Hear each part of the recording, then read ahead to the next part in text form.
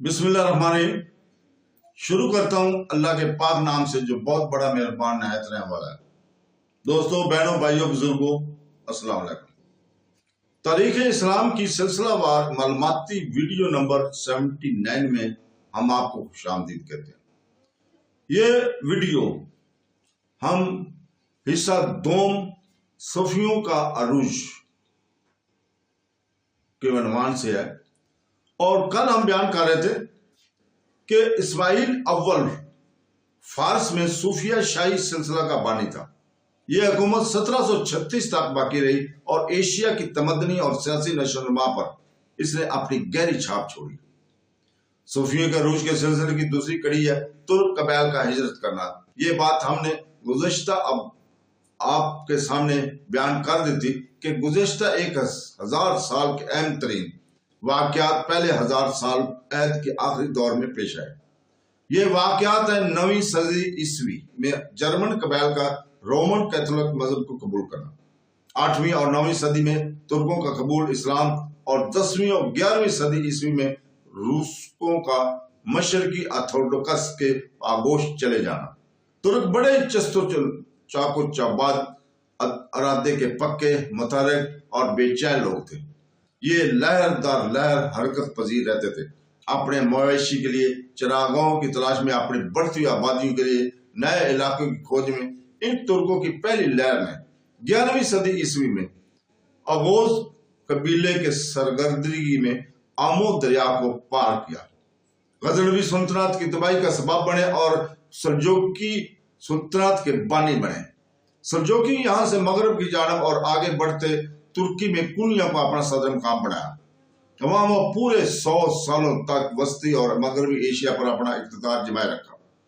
सल्जोकियों की ढाल ने ही मुसलमानों के मरकजी इलाकों को सलीबियों की तलवार से महफूज रखा। सन 1308 में सल्जोकी हुकूमत के खात्मा को एक सितारे की धमाके से तशबीह दी जा सकती है। तुर्क जो अब तक एक ही झंडे तले मुत्तहद लड़ते थे, अब यही तुर्क दर्जनों छोटे ग्रोहों में तकसीम हो गए। हर एक ग्रुप का अलग अलग सरदार था और ये ग्रोह अपने तुर्क मरकज के इलाकों से निकलकर चारों तरफ पेशकदमी करने लगे। फौजी मुआहदे अक्सर औकात तब्दील होते रहते थे। अमूमन ये सरदार एक नेक नामी और इसकी जान अहम करदा फ्रेम करदा मौका पर मुनस्सर होते थे। गजा के सोलों से सरशार तुर्क यूरोप के बास्तिनी इलाकों से लेकर शुमाल में जॉर्जिया और आर्मेनिया में काफी अंदर तक फतह याबियां हासिल करते चले गए।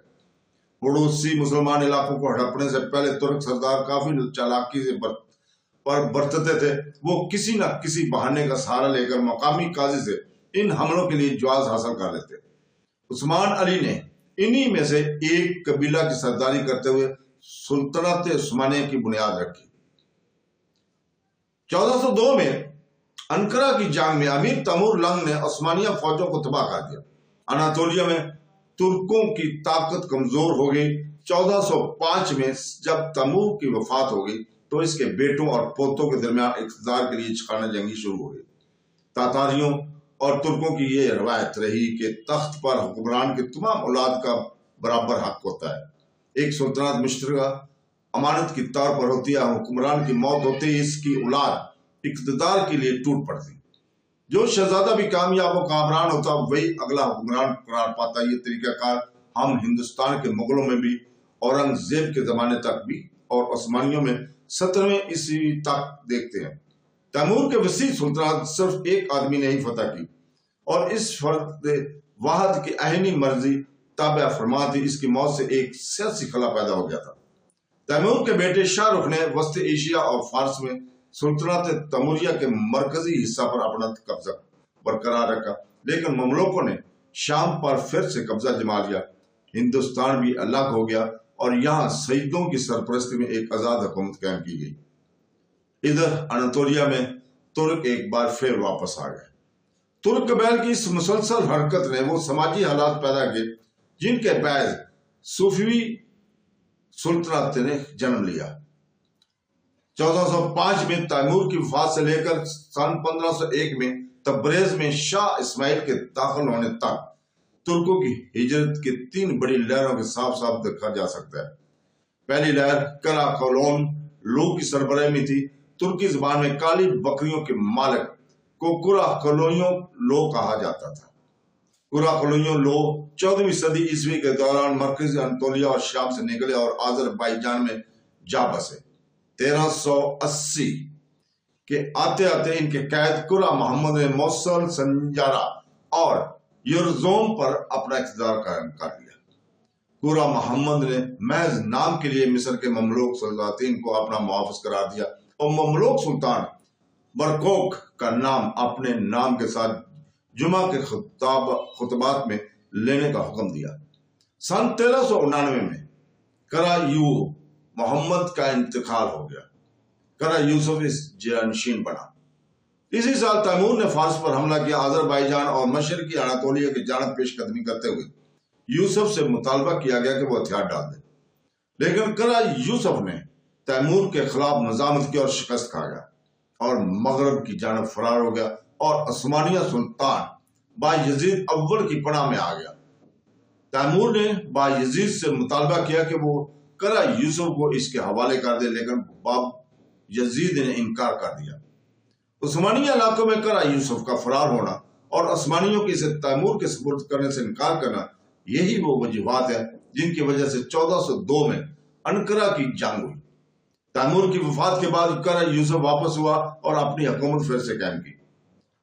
سن 1401 میں اس نے تبریز پر ہم فتح حاصل کی اور اسے اپنی حکومت کا پایہ تخت قرار دے دیا۔ 1412 میں اس نے بغداد کو بھی اپنی سلطنت میں شامل کر لیا۔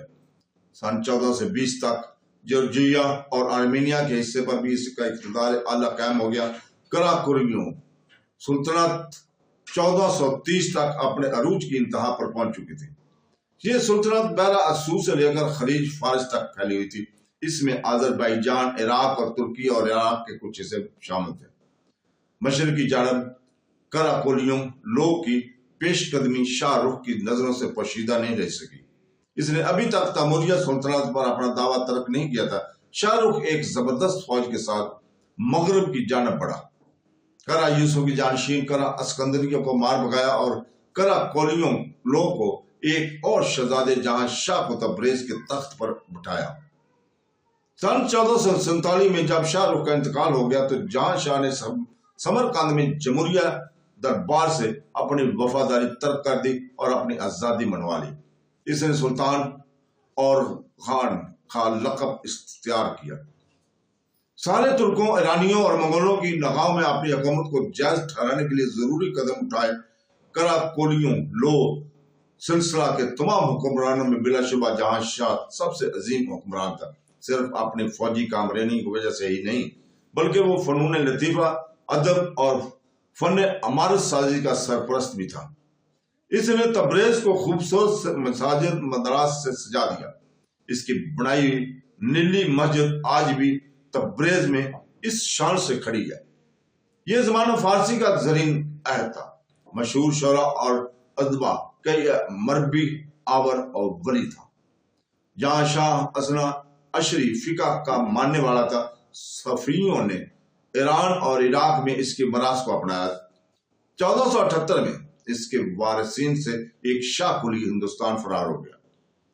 اس نے گولکنڈہ جنوبی ہند میں کتب شاہی سلسلہ کی بنیاد رکھی۔ جنوب ہند کے درباروں میں اسنا عشری فقہ کو سرپرستی حاصل تھی۔ 17ویں صدی عیسوی کے دوران اسی وجہ سے مغلوں اور صفویوں کے درمیان کشیدگی برقرار رہی۔ جہاں شاہ اپنے حریف قبیلہ حق کولون لو کے ساتھ ہونے والی ایک جنگ میں مارا گیا۔ ترکی زبان میں اک کولونیو لو کا مطلب ہے سفید بھیڑ۔ اکن کولون لو کی ہجرت ترک قبائل کی دوسری بڑی نقل مکانی ہے جو کہ ترکوں کے مرکزی علاقہ اناطولیہ سے مشرق کی سمت نکلے۔ کرا کولون لو جن علاقوں پر قابض تھے ان کے مغرب میں حق اک کولون لو کے علاقے آتے تھے۔ ان میں جدید پرزروم اور الفا ماردین سواس بھی شامل تھے۔ چونکہ دونوں قبائل ایک دوسرے کی پڑوسی تھے، اسی لیے گھوڑوں کی چراغاہوں کو لے کر آپس میں تنازعات سے آیا کرتے تھے۔ اپنے چچا زاد عثمانی بھائیوں کی طرح اک کولون لوگ کے قبیلے والے بھی قضا کے جذبہ سے سرشار تھے۔ اسی جذبہ کے تحت وہ بازنطینی علاقوں میں گھس پڑے اور بحیرہ اسود کے کنارے واقع تربیزندہ جا پہنچے۔ جب تیمور نے کرا کولون لوگ کے علاقوں پر حملہ کیا تو اک کولون قبیلے نے تیمور کا ساتھ دیا۔ سن 1399 میں ان کے سردار عثمان بیگ نے تیمور کی بالادستی تسلیم کر لیا اور 1402 میں ہونے والی انقرہ کی جنگ میں عثمانیوں کے خلاف تیمور کا ساتھ دیا۔ تیمور کے انتقال کے بعد بھی عثمان بیگ نے تیموریہ دربار سے اپنی وفاداری برقرار رکھی اور مشرق میں اپنے پڑوسی کرا کولون لوگ کے خلاف سرگرمیاں جاری رکھی۔ اک کولون لوگ ایسے علاقوں پر قابض تھے جہاں بسا اوقات مصر کے مملوک، وسط ایشیا کے تیموریوں اور ترکی کے عثمانیوں کے مفادات آپس میں ٹکراتے تھے۔ عثمان بیگ اپنے دو بیچ انتہائی چلاکی سے استعمال کرتے تھے۔ ان کی فوجی مہموں کی وجہ سے جلد ہی کافی لوگ اس کے پیچھے ہو گئے۔ اس نے اپنی سرحدوں کو وسیع کیا، جس لیے اکثر اوقات تیموریہ شہزادوں کی مدد لیا کرتا تھا، لیکن 1435 میں اپنے حریف کراکولیوں لوگ کے ساتھ ہونے والی ایک جنگ میں مارا گیا۔ اس کے بعد اپنی روایت کے مطابق اقتدار کے لیے رسا کشی ہوتی رہی۔ آخر کار سن 1469 میں عثمان بیگ کے پوتے اوزون حسن کی قیادت میں یہ ایک بار پھر اپنے کھوئے ہوئے علاقوں کو حاصل کرنے میں کامیاب ہو گئے۔ اک کولون لو شاہی خاندان کا سب سے مشہور بادشاہ اوزون حسن ہے۔ سفارت اور جنگ دونوں ہی طریقے استعمال کرتے ہوئے اس نے اپنے سلطنت کے سرحدوں کو چاروں جانب سے وسیع کیا۔ اس نے ترزان کے بازنطینی حکمران جو آئس کے بیٹی کوتھرینڈ سے شادی کی۔ اس طرح اس نے اپنے ایک سابق دشمن کے ساتھ شادی کے بندھن کے ذریعے دوستی پیدا کی، لیکن اس کے گھرانے کے ایک اور ازواجی بندھن نے تاریخ پر زیادہ اثر چھوڑا۔ اس نے اپنی ہی بہن ختیجہ بیگم کو شیخ جنید رحمت اللہ کے نکاح میں دے دیا، جو کہ اردبیل کے اس دور کے صوفی سلسلہ کے وابستہ تھے۔ شیخ جنید رحمت اللہ اردبیل میں سکونت پذیر ترکمانوں کے سردار تھے۔ انہوں نے اپنے فوجی اور سیاسی دائرہ اثر کو بڑھانے کی کوشش کی، جس کے باعث اس کو کراکولون لو کے سلطان جہاں شاہ کا سامنا کرنا پڑا۔ شیخ جنید رحمت اللہ کے ساتھ ختیجہ بیگم کی شادی کے باعث ان شاہ کو صوفیہ سلسلہ کی بڑھتی ہوئی طاقت کا ساتھ حاصل ہو گیا، اور اوزان حسن نے کئی فوجی حملے کیے۔ ان حملوں کے دوران اس نے مشرقی انطولیہ پر اپنی گرفت مضبوط کی۔ کراکولون لو کی مشرقی حصوں کے اندر وہ گھس پڑا۔ جنوب میں مملوکوں اور مغرب میں عثمانیہ علاقوں پر بھی تصرف کر لیا۔ انہی جنگوں میں سے ایک کے دوران اس نے کراکولون لو سلطان جہاں شاہ کو شکست دی۔ سن 1467 میں جنگ کے دوران جہاں شاہ مارا گیا، اور اس طرح اک کولون لو حکومت کی سرحدیں جدید ایران تک پھیل گئیں، اور ان شاہ اور اوزان شاہ کے عروج نے یورپی حکمران کو چکنا کر دیا۔ یہ ابھی تک 1453 میں استنبول کی شکست کے زخم چاٹ رہے تھے۔ سن 1453 میں پوپ نیکولس پنجم نے عثمانیوں کے خلاف صلیبی جنگ کا اعلان کر دیا۔ عثمانیوں کو ایک الگ تھلگ کرنے کے لیے پوپ نے اوزان حسن کے پاس سفارت بھیجی اور فوجی معاہدہ کی پیشکش کی۔ اوزان شاہ نے اسبات میں جواب دیا اور 1464 میں عثمانیوں کے خلاف محاذ تیار ہو گیا۔ اس محاذ میں ویکینر، وینس، نیپولین، ارمینیا اور اوزان حسن کی شہنشاہیت شامل تھی۔ سن 1463 میں جنگ شروع ہو گئی۔ یہ جنگ پورے 16 سال تک جاری رہی۔ اس جنگ میں عثمانیوں کو فتح حاصل ہوئی اور ان کی سرحدوں کی حدود چاروں طرف پھیل گئی۔ سلطان محمد نے 1461 میں تربیز پر، 1464 میں موریا پر اور 1469 میں لیوس پر قبضہ کر لیا۔ یورپی طاقتیں مایوسی کی حالت میں تھے، انہیں مدد کی سخت ضرورت تھی۔ انہوں نے اوزان حسن سے درخواست کی کہ وہ مشرق سے عثمانیہ پر حملہ بول دے، اور اوزان حسن کے پاس وہ دور مار ہتھیاروں اور گولہ بارود کی کمی تھی، اس نے وینس والوں سے ہتھیار بھیجنے کے لیے کہا۔ 1471 میں ہتھیاروں کی سپلائی کے لیے معاہدہ ہو گیا اور اوزان حسن نے جنوب وسط انطولیا میں کرامان پر حملہ کر دیا، جبکہ وینسی بحری بیڑا ترکی کی سالوں پر مسلسل حملے کر رہا تھا۔ سلطان محمد دوم کے سامنے اب دو دشمن تھے، ایک طرف وینسی تھے تو دوسری طرف اک کلون لو۔ محمد نے پہلے کی بدنسبت دوسرے دشمن کو زیادہ خطرناک جانا۔ 1475 میں باشقند میں عثمانیوں نے محمد دوم کی سرگردی میں اوزان حسن کو کچل دیا۔